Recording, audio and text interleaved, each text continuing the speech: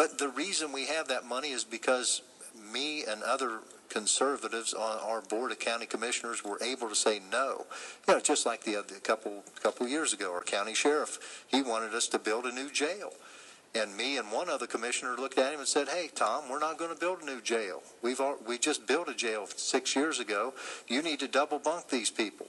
You know, we're not running a Holiday Inn here. We're running a jail."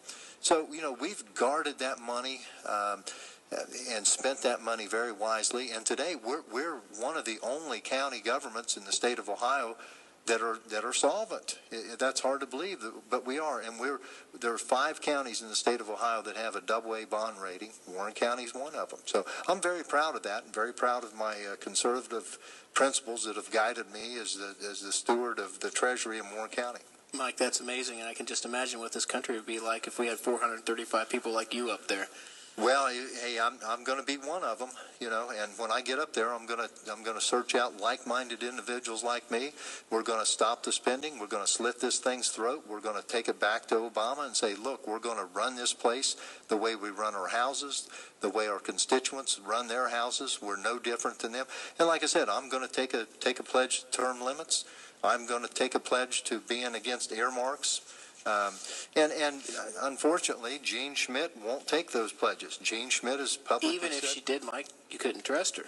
Well, I better not say that, but you know, I'm a guy of my word, and if I tell you something, that's what's going to happen. And you know, I've always operated that way, and I want to take those same true conservative values to Washington and serve the good folks of the 2nd District in Congress. You know, Mike, I want to look at this. We've got about 6 minutes left here. Again, Mike Kilburn, KilburnToCongress.com. Check out the website, folks. There's amazing stuff up there. If you look at that website, there's no way you're voting for anybody other than Mike this election. Let's look at what's going to happen, Mike, after this, with the environment we're in, okay? And it appears that the control of the House is going to be really tight this time, really up for grabs. And I just wanted to share some election data. In 2002, when this district was created, Rob Portman won by 90,000 votes, which was a 48% vote advantage. He won by 48%. In the presidential in 2004, he won by 130,000 votes, only 43% advantage, but he won by 43 points. Rob left to become the trade rep for President Bush. Rob, great service in this district. And then Jean ran in a special election against Paul Hackett. Small turnout in the first one. She only won by 3,700 votes, 3.2%.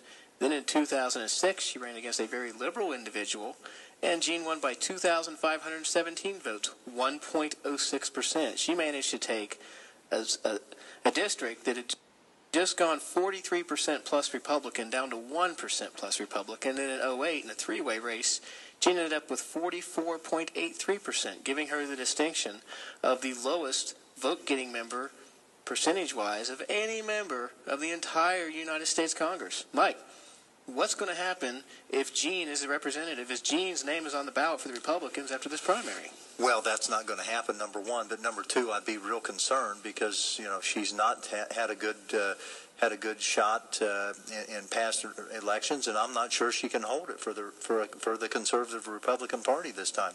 Hopefully, I'm going to win this primary, and we're going to go on. And Cincinnati, the Cincinnati area, and districts number 1 and number 2 will have 2 conservative Republican congressmen to serve Southwest Ohio once again. You know, over the past 40 years, I believe only about 10 years out of those 40 years has a liberal Democrat served. But you know, those numbers are very interesting. You know, I think, in fact, I remember it even being more than that, or maybe I'm adding wrong, but I know Rob Portman got 78% of the vote. That's the margin of victory I'm talking about. Okay, yeah, he got 78% of the vote when this mayor of Waynesville, Mr. Sanders, ran against him. And, you know, Jean Schmidt could never do that. She just doesn't have the appeal. She doesn't have the track record, and she just doesn't have and she hasn't shown the integrity to gain that kind of support from the constituents. Absolutely, and, you know, you're not a spoiler in this race, Mike. Jean is the spoiler. Let's be clear. If Jean is the nominee, the Republican National Committee will have to pour millions of dollars into this campaign like they did the last couple times just to save her. Those millions of dollars will probably cost us 5-6 seats countrywide. this thing could come down to 5-6 seats. We could end up with Nancy Pelosi as Speaker simply because Gene Schmidt's the Republican nominee. They're not going to have that problem with you, are they? Well, I don't think so, and you know, I think we're going to win this. I think we're going to take the House back, and hopefully we're going to take it back with a large majority. But hey, it could only be 4 or 5 votes, and if that's the case, we don't need any rhino Republicans that we can't count on to deliver that conservative vote that we're going to have to get this country back on track. And one of the good things I feel about this election, for the first time in many, many years, the Hamilton County Republican Party failed to endorse the incumbent Republican congressman this time. And, you know, they said that it was in the paper the other day in the Cincinnati Enquirer. They made the comment that they weren't sure who was going to win this race. They thought it could be tight, and they didn't want to make either side mad.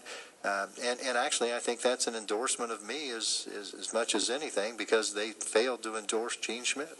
Absolutely. She won by razor-thin margin in 2006, and actually Phil Heimlich's votes didn't count after the election, but they did election night, and she won with under 50% the time before.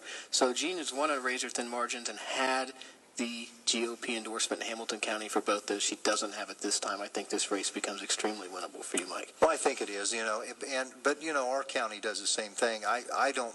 It's just a telling tale for Hamilton County not to endorse the sitting congressman. In Warren County, we take the position in Warren County that we're not going to endorse any of the candidates because we don't feel that the Republican Party should be telling our voters how to vote.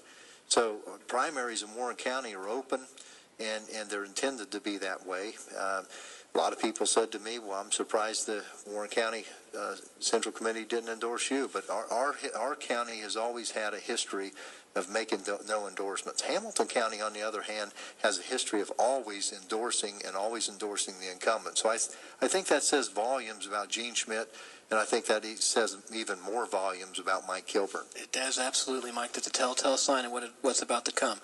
I got to throw a couple things in here real quick. This is a political advertisement. Mike, I'm assuming you endorse what we've done here this evening? Yes, this is Mike Kilburn, candidate for Congress, and I endorse this program. Okay, there's our required disclaimer. Again, check out Mike's website. Here in about 15 seconds, I'm going to give Mike a minute to close. Check out Mike's website, kilburn.congress.com. You want to help this campaign? Go there, volunteer to help pass out literature on an election day at a polling place. Mike could really use your help, and that could make a big difference. This thing will be close, but we hope Mike will win. Mike, you got about a minute to sell your case to the voters in an elevator pitch. Well, I'm not so sure it's going to be close. I think it could be a landslide even, because it's, we've put our message out there. We've got a great story to tell about our service in Warren County and my conservative principles that have guided me along the way. I'm humbled by the amount of support and all the support that I've received from constituents in the 7 counties that are in this district. I've learned a whole lot about the district, and like was said, if you would like to visit my website, learn more about me, it's www.kilburntocongress.com. You can get on there and volunteer to work a poll or contribute or put up a sign. And ladies and gentlemen, it's been a pleasure to talk to you this evening. I want to invite all of you to vote in the May 4th Republican primary, and God bless you, and thank you for your vote.